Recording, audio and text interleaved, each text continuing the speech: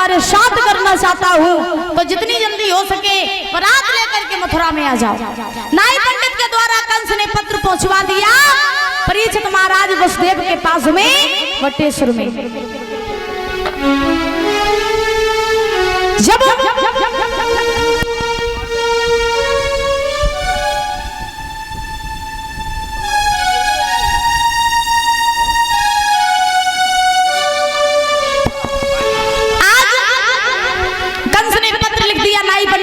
पत्र पहुंचवा दिया वटेश्वर में। वसुदेव ने जब पत्र पढ़ा तो वसुदेव जी बड़े प्रसन्न हुए और वसुदेव जी मन ही मन में सोचने लगे, बाजी बा आज मेरे मित्र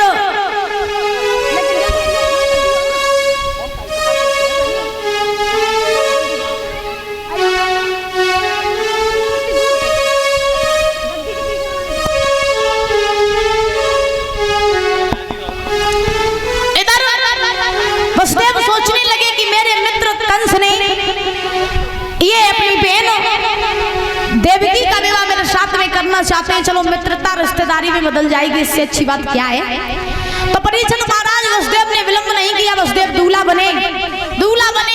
बारात तैयार करी, सुंदर सी बारात सजाई, 1000 हाथी और घोड़ों को साथ लिया और साथ लेकर के आज वसुदेव जी चले, बारात तैयार करके मथुरा में आई। जब वसुदेव जी मथुरा में आए उसी समय कंस ने बारात का बड़ा ही सम्मान किया, बड़ा ही स्वागत किया। सम्मान के साथ में महाराज सुंदर सुंदर से आसन डाले, बारात को बैठाला कंस ने। इधर वरमाला का समय आया तो जयमाला पड़ी वसुदेव की देवकी के साथ में।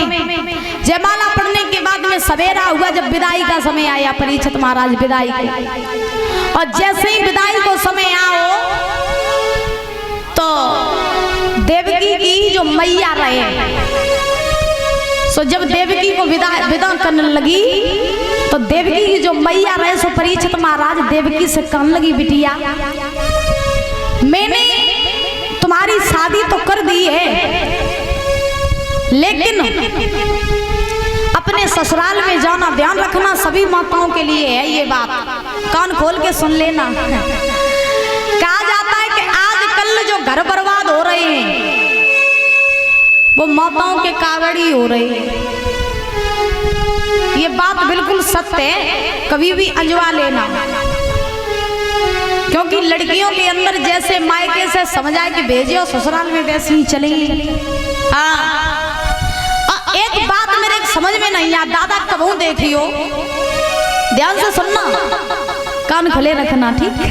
हाँ, एक बात मेरे समझ में नहीं आती कि जब एक मैया अपनी बिटिया की शादी कर देते हैं और जब बिटिया अपने ससुराल चली जाते तो आजकल की माताओं की ये ज्यादा दशा खराब है कि बिटिया को तो ब्याह कर दो, ससुराल में भेज दो, लेकिन महाराज बिटिया तो 1-1 घंटा फोन पे चिपकी रहा।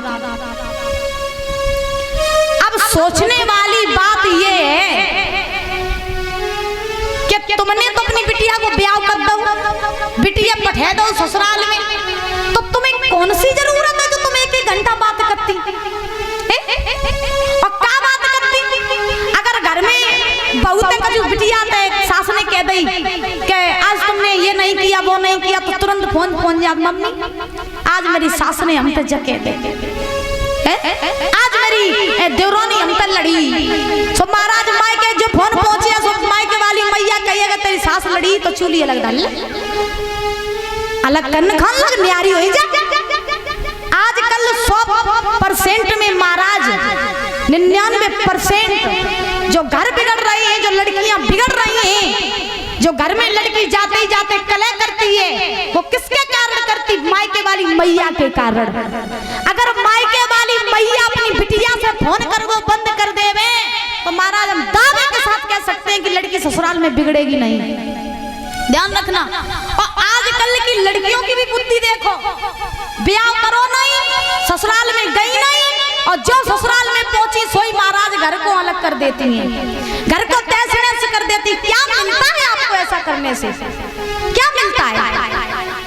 सास की सेवा नहीं करती, ससुर की सेवा नहीं करती। ध्यान रखना, मेरी एक बात कान खोल करके सुन लेना।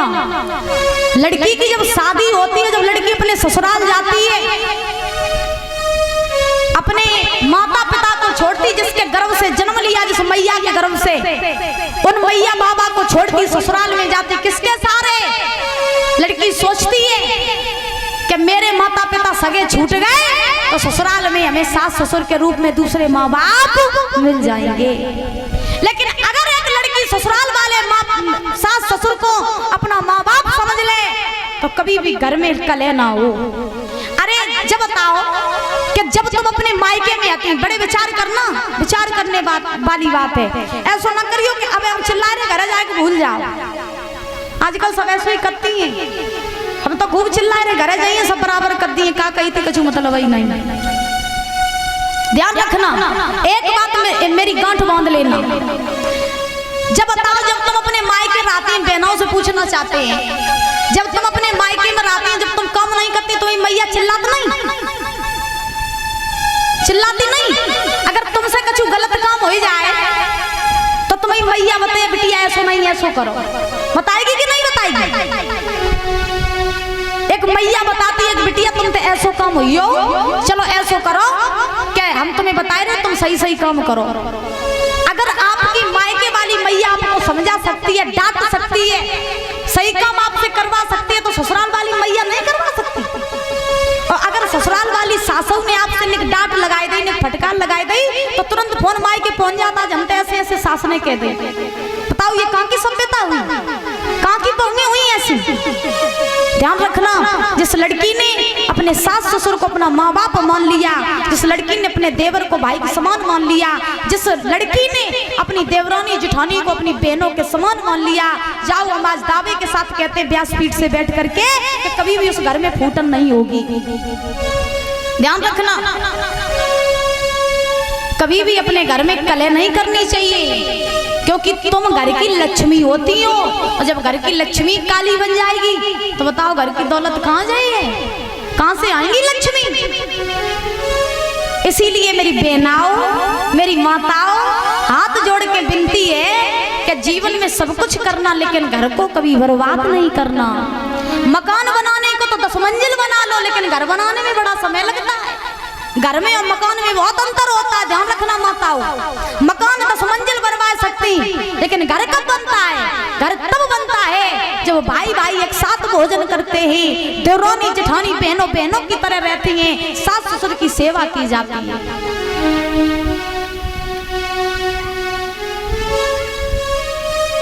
जो आजकल की लड़कियां पहुंची ससुराल है, सोई देखो सास ससुर की का दशा होता, तुरंत वृद्धाश्रम पहुंच जाती है। ध्यान रख